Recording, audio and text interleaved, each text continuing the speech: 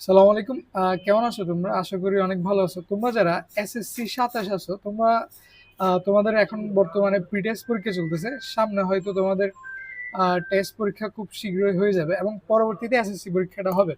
তো দেখো, একটা ব্যাপার সবসময় মাথায় রাখতে হবে, তোমরা যারা এসএসসি পরীক্ষার্থী, তোমাদের ক্ষেত্রে আ পরীক্ষায় স্যাররা সবসময় ট্রাই করে তোমাদেরকে যাতে আ এমসিকিউতে আটকানো যায়। এই ক্ষেত্রে তোমাদের কিন্তু তুলনামূলক কিছুটা টাফ এমসিকিউ করার প্রবণতা দেখা যায়। তো এক্ষেত্রে এই ধরনের সমস্যা থেকে উত্তরণের জন্য তোমাদের কিন্তু অবশ্যই বিভিন্ন টাইপ নির্ভর এমসিকিউ প্র্যাকটিস করে যেতে হবে।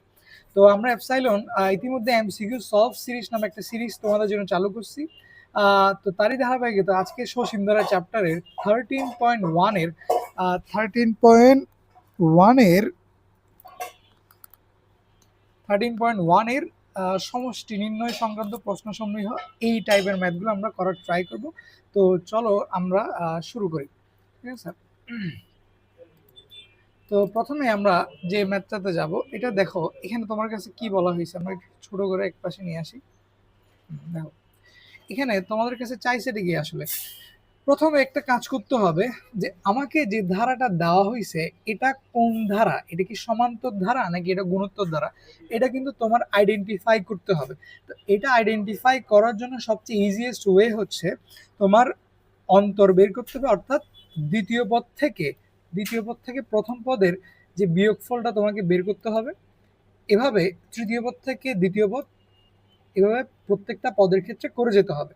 এবং সবগুলোর ক্ষেত্রেই যদি তোমার বিয়োগফলটা সমান হয়, ওই ক্ষেত্রে ওটা হবে কি তোমার সাধারণ অন্তর, অর্থাৎ ওই ধারাটা তখন হবে সমান্তর ধারা।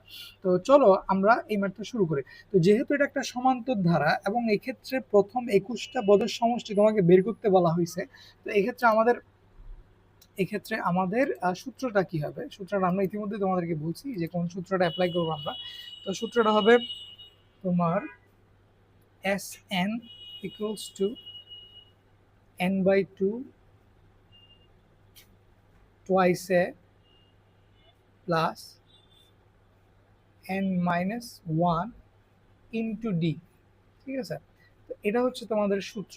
তো এক্ষেত্রে আবার আমরা আমরা একটু দেখবো আসলে এখানে n বলতে আসলে কাদেরকে বুঝাইছে, তারপরে তোমার এন বলতে আসলে কি বুঝাইছে, এ বলতে কি বুঝাইছে এবং ডি বলতে কি বুঝাইছে। তাহলে দেখো এই সূত্রে এন মানে হচ্ছে পদ সংখ্যা, অর্থাৎ কয়টা পদের সমষ্টি তোমাকে বের করতে বলছে। তাহলে দেখো এখানে কিন্তু আমাকে ২১টা পদের সমষ্টি বের করতে বলছে, অর্থাৎ তাহলে এক্ষেত্রে আমার এন এর মানটা কি হবে, এক্ষেত্রে আমার এন এর মানটা হবে আমার 21। কত হবে? 21 হবে। ঠিক আছে?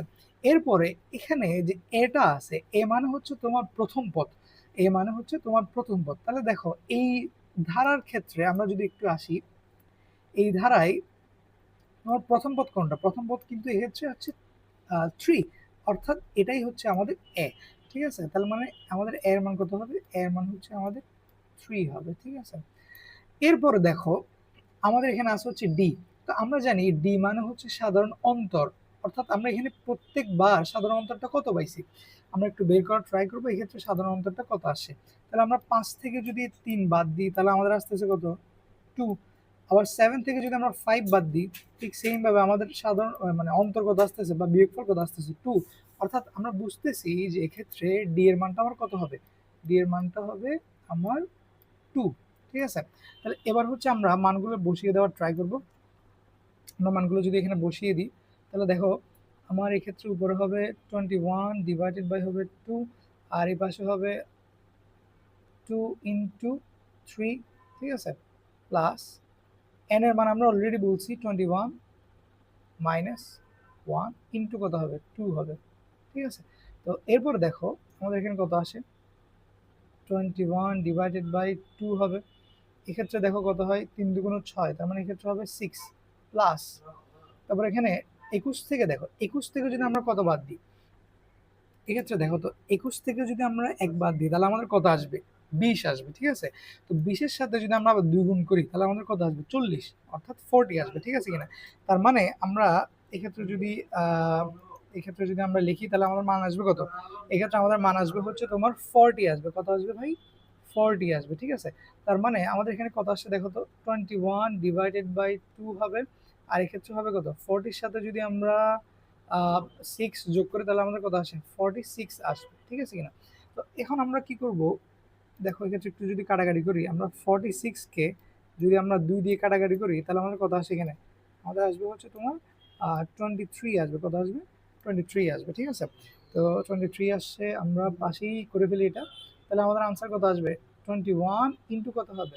23 হবে। ঠিক আছে? তার মানে এবার আমরা যদি ক্যালকুলেশন করি তাহলে আমাদের কত আসে দেখি। আমাদের আসবে হচ্ছে 21 ইনটু 23, তাহলে আমাদের কত আসবে? 483। তাহলে এটাই হচ্ছে আমাদের আনসার। আমাদের আনসার কত আসছে? 483 আসছে। সরি, একটু সমস্যা হয়েছে এখানে, আমরা একটু ক্লিয়ার করি এটা। তাহলে এই ক্ষেত্রে আমাদের হবে, আমাদের আনসারটা হবে কত? আমাদের আনসারটা হবে 483। 483। ঠিক আছে? তাহলে এটাই হচ্ছে আমাদের আনসার। তাহলে এখানে আমাদের অপশন কি দিছে দেখো তো?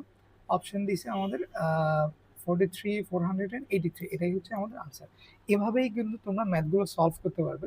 তো আমরা পরবর্তী ক্লাসে আরো কয়েকটা ম্যাথ এমসিকিউ আমরা সলভ করবো একসাথে। তো আমরা আশা করতে পারি যে তোমরা আমাদের সাথে থাকবে এবং ইনশাল্লাহ আমরা একসাথে থাকলে প্রি টেস্ট থেকে আমরা যতদিন পর্যন্ত টেস্ট পরীক্ষা না শুরু না হয় ততদিনের মাঝেই তোমাদের জন্য এমসিকিউর জন্য একটা পারফেক্ট গাইডলাইন এবং অনেকগুলো ক্লাসের মাধ্যমে তোমাদের যে ভালো করার যে প্রচেষ্টা, এটা আমরা ফুলফিল করতে পারবো ইনশাল্লাহ। তাহলে আজকে এই পর্যন্তই। ধন্যবাদ। আসসালামু আলাইকুম।